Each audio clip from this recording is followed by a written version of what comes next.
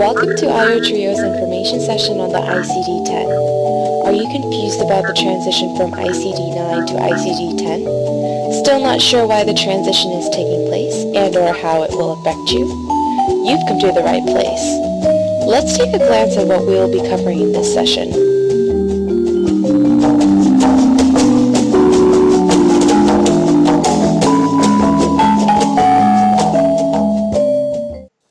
After watching this session, you will be able to understand what ICD-10 is, why the transition is taking place, and how it will affect you. At the end of the session, we will go over the outline of the steps in which you must take to prepare for the switch to ICD-10.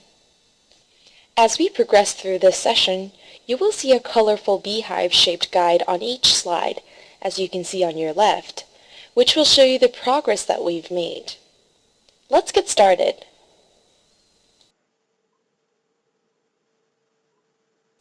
Before we begin, let's start by watching this short animation clip created by the University of Utah Healthcare to gain a general understanding of what ICD-10 is.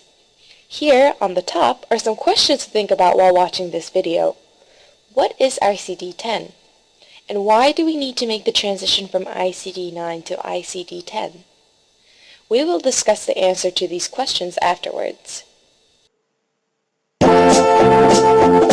When healthcare providers make a diagnosis or complete a procedure, we document our activities in the patient's electronic medical record.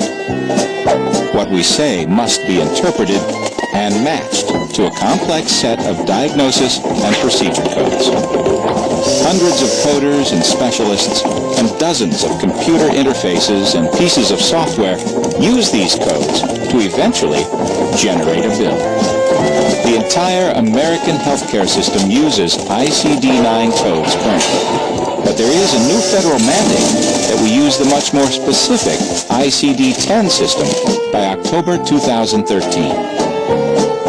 With ICD-10, what we say must change. Our current documentation won't be adequate for the new system. We must be more specific. This level of specificity not only enables us to get paid for what we do, but also to ensure better patient safety and outcome. So what is ICD-10? The International Classification of Diseases, also known as ICD, issued by the World Health Organization, has made its 10th revision. The current ICD-9 code sets used to report medical diagnoses and inpatient procedures will soon be replaced by ICD-10 code sets. There are other countries who have already adopted ICD-10, such as United Kingdom in 1995, and we are finally making the shift next year. The revised coding systems will be implemented on October 1st, 2014. It is important to note here that there won't be a grace period, which means you should be ready for the change far in advance. ICD-10 consists of two parts, ICD-10-CM and ICD-PCS. Let's take a closer look at how they're different. First, ICD-10-CM is a diagnosis classification system developed by the Centers for Disease Control and Prevention for use in all U.S. healthcare treatment settings. The diagnosis coding under the system uses 3 to 7 alpha and numeric digits and full code titles, but the format is very similar to ICD-9-CM. Second, ICD-10-PCS is the procedure classification system developed by the Centers for Medicare and Medicaid Services for use in the U.S. for inpatient hospital settings only. The new procedure coding system uses 7 alpha or numeric digits, while the ICD-9-CM coding system uses 3 to 4 numeric digits. So what's wrong with ICD-9? Is the change necessary? We'll explore the reason on the next slide. As you may recall from the animation that we watched, ICD-9 does not have the capability to capture detailed information and does not allow to capture additional advancements in clinical medicine. There are two main reasons that the transition to ICD-10-CM-PCS is necessary. First, Payers cannot pay claims fairly using ICD-9-CM since the classification system does not accurately reflect current technology and medical treatment. Significantly different procedures are assigned to a single ICD-9-CM procedure code. Limitations in the coding system translate directly into limitations in the diagnosis-related groups, also known as DRG. Second, the healthcare industry cannot accurately measure quality of care using ICD-9-CM. It's difficult to evaluate the outcome of new procedures and emerging healthcare conditions when there are not precise codes. More importantly, we have a mission to improve our ability to measure healthcare services provided to our patients, enhance clinical decision-making, track public health issues, conduct medical research, identify fraud and abuse, and design our payment systems to ensure services are appropriately paid. All staff who participate in patient care processes and/or the healthcare revenue cycle will need a basic understanding of the following.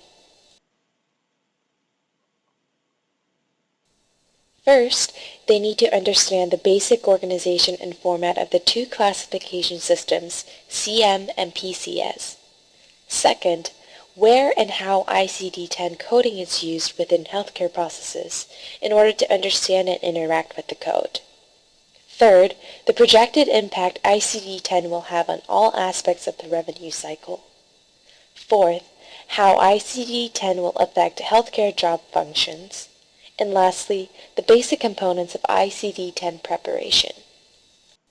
All staff who participate in patient care processes and/or the healthcare revenue cycle will need a basic understanding of the following. Here are the 5 steps you should take in order to be prepared for the ICD-10 conversion. Step 1. Check for necessary software updates for the version 005010 HIPAA or HIPAA transactions. Step 2. Identify the changes that you need to make in your practice to convert to the ICD-10 code set. Step 3. Identify staff training needs and complete the necessary training. Step 4. Conduct internal testing to make sure you can generate transactions you send with the ICD-10 codes. And finally, Step 5.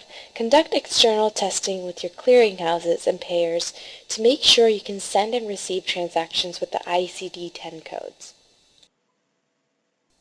For more information on the ICD-10 conversion, check out the links provided on the screen. If you're interested in the information sessions created by IO-Trio or have any questions, comments, or concerns, please visit our website at www.iotrio.com. Thanks for joining us today, and we hope this session was helpful in providing a jump start to understanding the ICD-10 conversion.